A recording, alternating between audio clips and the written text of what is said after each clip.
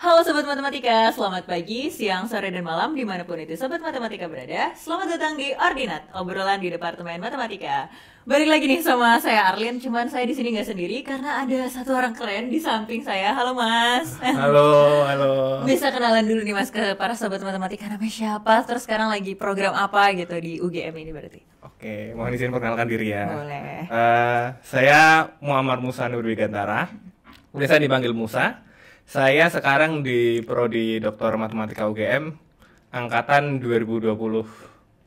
Oke, di doktornya berarti ya Mas yang angkatan 2020. Iya, betul. Oke, Mas Musa ini kan dokter matematika ya namanya, nama program studinya ya berarti. Iya, S3, S3. Ya, S3 matematika di UGM.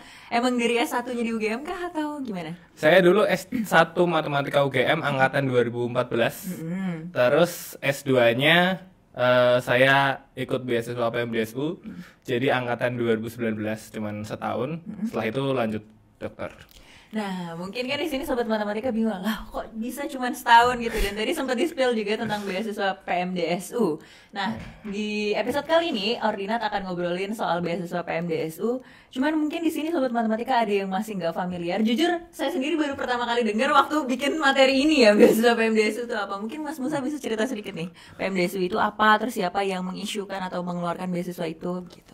Oke, jadi kalau diceritakan sebenarnya dari ini ya, PMDSU itu ada singkatannya. Singkatan dari beasiswa program magister menuju doktor untuk sarjana unggul. Wow. PMDSU. Okay. Jadi itu beasiswa eh, dari Dikti, Kementerian Pendidikan Kebudayaan dan Riset dan Teknologi. Ya. Dari Dirjen Dikti di Kemendikbudristek itu mereka menyediakan beasiswa untuk S2 S3 sekaligus dalam rentang waktunya 4 tahun. Oh, oke. Gitu. Jadi emang pas lagi kalau keterima beasiswa itu S2 dan S3-nya pasti sepaket gitu. Ya, betul. Oke. Nah, itu dimulai pendaftarannya kalau Mas Musa kemarin tuh kapan? Saya dulu ikut tahun 2019, ya berarti angkatan ke-5, batch 5. Oh, batch 5. Sekarang udah ada? Sekarang udah ada 7 angkatan. Oh, oke. Bisa diceritain sedikit nggak tuh Mas alurnya pendaftaran dulu PMDSU gimana gitu? Dulu sebenarnya biasanya itu sebelum ada dibuka seleksi untuk mahasiswa, yang dibuka seleksi duluan itu adalah seleksi calon pembimbing. Oke. Jadi dosen bimbing tuh ikut seleksi dari Dikti untuk jadi calon promotor mahasiswa PMDSU. Nah, nanti dari pembimbing itu nanti ada diseleksi oleh Dikti, nanti keluar tuh daftarnya siapa aja dosen-dosen yang diterima untuk menjadi promotor di PMDSU. Nah, di list itu nanti kalau misal ada prodi yang cocok, saya dulu kan matematika juga ikut PMDSU juga matematika ya. Itu kalau ada prodi yang cocok, bahkan nanti mungkin satu bidang minat, misal sama-sama aljabar atau sama-sama statistika, itu bisa coba daftar di PMDSU dan langsung ikut daftar juga di promotor yang dipilih. Oh gitu, jadi daftarnya tuh sekaligus gitu ya, daftarin promotor, kayak pilih siapa nih, kayak gitu ya. Oke, betul. waktu itu Mas Musa milih promotor dari UGM tuh siapa aja berarti Mas? Waktu batch 5 dulu, yang dari UGM itu kalau semua prodi ya, itu kalau nggak salah ada dibuka 30-an. Oke. Tapi yang matematika itu ada 2, Prof. Ida sama Prof. Salma. Oh, oke, Prof. Indah sama Prof. Salma. Mas Musa pilihnya ke Prof. Saya ke Bu Indah, Prof. karena saya dari S1-nya aljabar. Lanjut, masih menekuni aljabar juga berarti Mas? Alhamdulillah masih. Asisten di aljabar ya teman-teman. Oke, itu dimulainya itu berarti kira-kira bulan apa tuh Mas waktu itu? Waktu pengumuman yang seleksi mahasiswa itu dibuka, pengumumannya keluar tuh bulan Mei 2019 waktu itu. Oke. Jadi waktu itu kan saya lulus 2018, itu saya cari-cari beasiswa juga lah yang ada dari dulu. Saya daftar beberapa beasiswa kayak Monbu, terus LPDP. Nah, setelah beberapa kali coba, kan ada ya nggak semuanya berhasil, ada yang gagal lah. Nah, ini waktu saya gagal Monbu waktu itu, sampailah bulan Mei itu waktu itu saya dapat infonya malah pertama kali bukan dari teman-teman matematika malah. Jadi dulu saya ikut kelompok studi Fakultas MIPA yang LSIS FIPA UGM. Oke, sampai sekarang masih ada tuh LSIS. Nah itu saya kebetulan ada alumni yang kimia kalau nggak salah itu angkatan ketiga. Itu share info itu, ini ada bukan nih di UGM, dan ternyata ada matematika UGM waktu itu. Saya selain matematika itu sebenarnya ada juga sih dari ITB gitu, tapi kalau melihat bidangnya kan memang lebih dekat ke yang aljabar di UGM, jadi saya daftar yang UGM waktu itu. Oke, justru dapet infonya dari cutting LSIS di kimia justru ya? Iya, baru setelah itu Bu Indah menghubungi saya, ini ada beasiswa PMDSU, mungkin coba dipertimbangkan gitu. Karena beliau juga tahu saya waktu itu cari-cari beasiswa juga gitu. Oh, kalau emang dari lulus S1 udah nyari-nyari beasiswa buat S2, emang dari dulu emang kepengen oke, harus lanjut S2 nih, atau gimana nih Mas? Ya, betul. Jadi memang dulu saya setelah lulus kan pengennya lebih ke kerja di akademik ya. Jadi dosen pengennya kan saya masih mahasiswa. Tapi kan buat jadi dosen kan memang syaratnya kan dari S2 S3 dan lagi pula saya juga merasa lebih cocok bekerja di akademik daripada non akademik gitu. Jadi memang kayaknya saya perlu S2 buat belajar lagi gitu. Gitu. Dan yang mengincar di beasiswa alhamdulillah keterima di PMDSU gitu ya. Alhamdulillah. Kalau tadi kan kita udah cerita background story-nya gitu ya, awalnya kenapa, terus habis itu alurnya kayak gimana. Sebenarnya ada syarat-syarat tertentu yang, waduh ini kayak susah banget tapi harus dipenuhi gitu Mas, ada nggak sih? Syarat yang pertama yang orang banyak lihat di PMDS itu syarat usia. Karena ada syarat usia kan itu memang khusus buat yang sarjana yang memang terpilih ya, dan jadi lebih diutamakan buat yang usianya masih muda. Ada usianya itu maksimal 24 tahun saat mendaftar. Muda juga ya. Jadi ya lebih cocoknya buat teman-teman yang fresh graduate kali ya. Nah, itu kan fresh graduate tuh usia 22 biasanya. 22 itu kan ada 2 tahun tuh. Pas juga nih PMDSU tuh biasanya adanya 2 tahun sekali. Jadi bisa sekalian dicari-cari infonya kan itu apa tadi yang usia ya, syarat usia. Kemudian selain syarat usia, kalau syarat masuknya itu ada lagi lebih ke syarat administrasi sih, kayak tes bahasa Inggris, kemudian tes akademik itu, sama kalau nggak salah itu selain dilihat itu juga ada syarat dimasuk itu ada penandatanganan kontrak.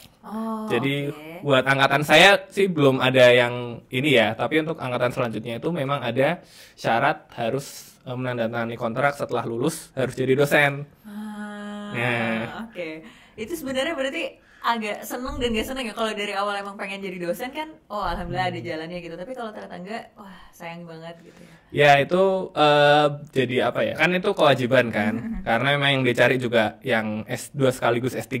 Nah kalau misal lulus S3 ya yang memang dibutuhkan banyak tuh buat jadi dosen kan. Iya benar. Ya, cuman memang kalau ini kontraknya jadi dosen di harus jadi dosen itu, dan bedanya sama angkatan saya yang dulu nggak ada.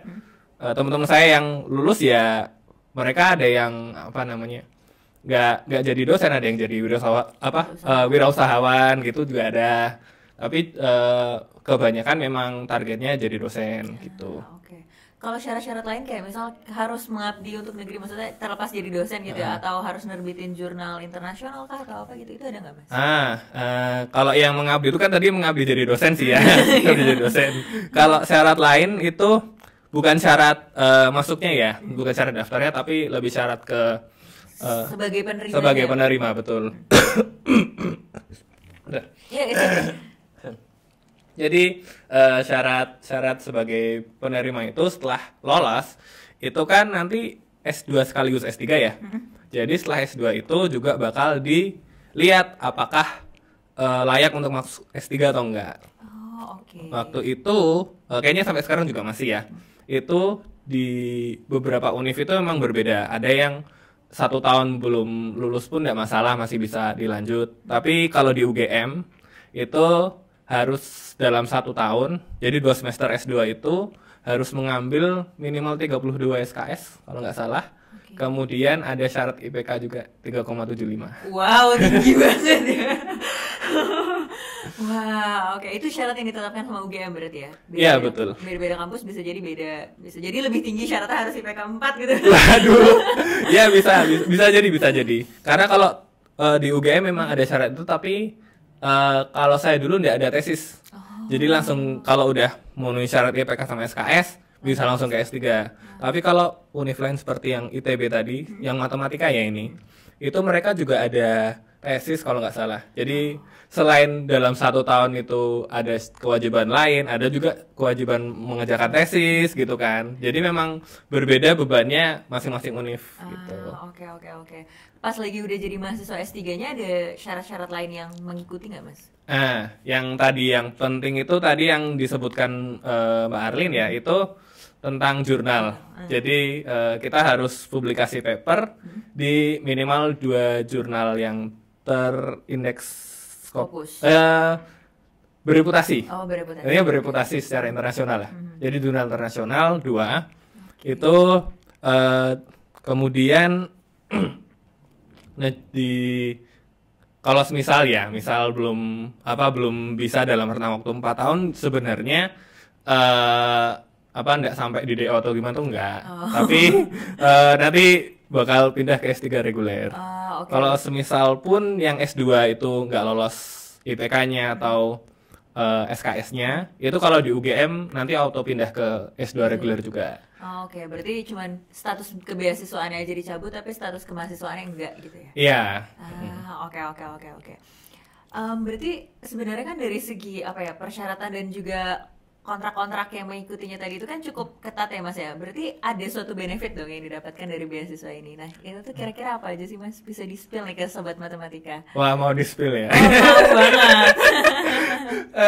Kalau benefitmu bukan benefit ya, lebih ke fasilitas yang diberikan oleh Dikti ya. Fasilitas yang diberikan itu Dikti bakal membiayai uang UKT selama 4 tahun semuanya, ditambah ada uang saku per bulan, sama ada uang penelitian per tahun. Lumayan juga ya. Tapi sorry Mas, kalau misal kita nggak selesai dalam 4 tahun, misal 4 tahun setengah gitu, berarti yang setengahnya itu bayar sendiri gitu? Ya, kalau untuk angkatan saya ya. Tapi untuk angkatan yang baru kalau nggak salah Dikti bakal meminta univ buat membiayai.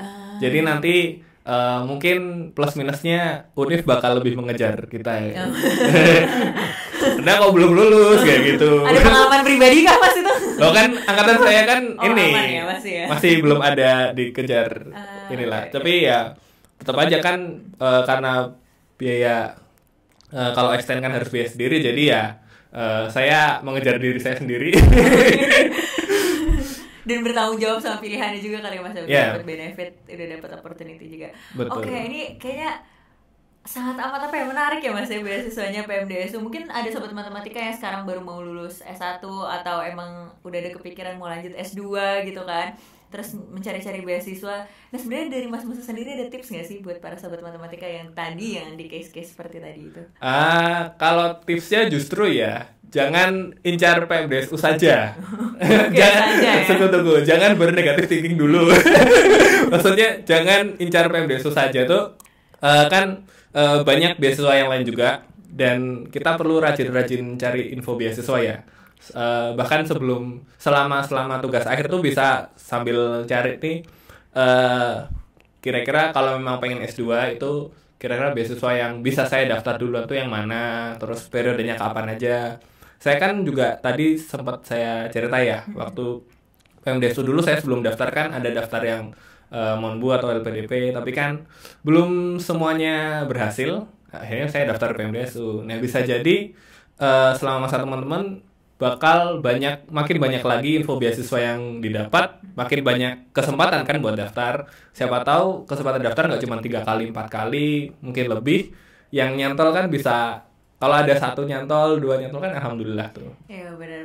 Jadi sebenarnya tips utamanya adalah jangan cuma cari satu beasiswa saja gitu ya. Ya, betul. Ya, bisa cari-cari yang lain dan coba cari-cari sendiri opportunity-nya atau nanya-nanya ke teman mungkin ya Mas ya atau ke. Nah, itu bisa tanya ke teman atau tanya ke kakak tingkat atau mungkin kalau ada teman dari beda univ, saya juga banyak diskusi sama teman-teman yang dari univ lain yang sama-sama matematika gitu, dan bakal banyak insight juga kan sesama matematika. Oh ini ada yang cocok nih, siapa tahu yang cocok mungkin bukan di Indonesia tapi di luar negeri gitu kan, kita kan nggak tahu kan kesempatan kita dapatnya di mana. Saya alhamdulillah dapatnya waktu itu di Indonesia, jadi ya lumayan dong. Malah kalau kebetulan ya alhamdulillah selain PMDSU di Indonesia itu jadi ini tadi saya belum sempat cerita ya, ada satu benefit lagi, bukan benefit ya, lebih ke kesempatan seleksi itu.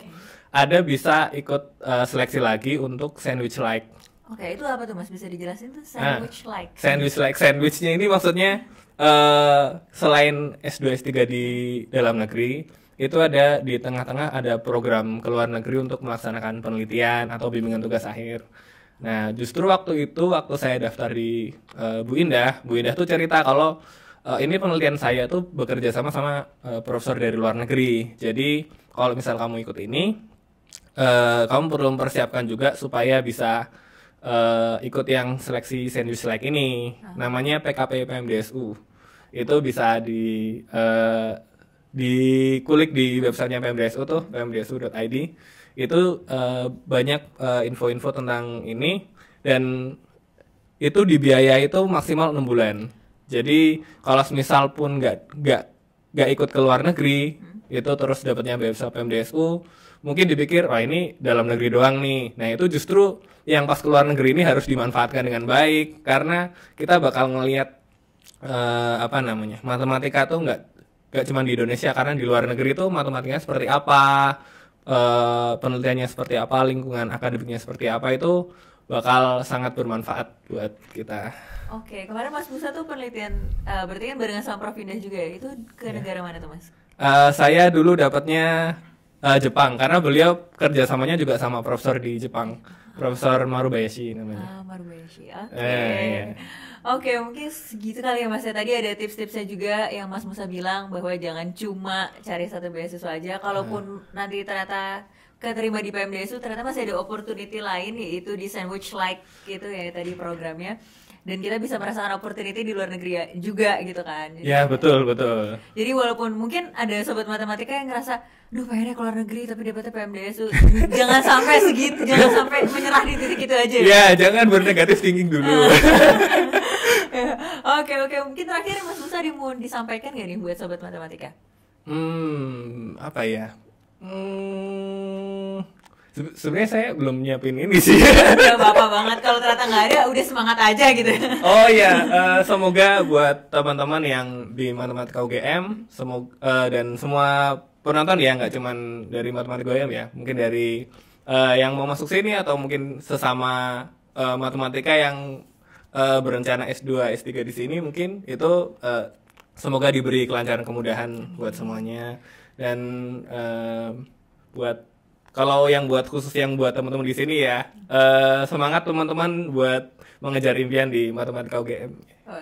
Oke, semangat selalu teman-teman dan juga sobat matematika dimanapun itu sobat matematika berada. Terima kasih banyak sudah menonton Ordinat episode kali ini spesial PMDSU. Sampai jumpa di episode berikutnya. Dadah.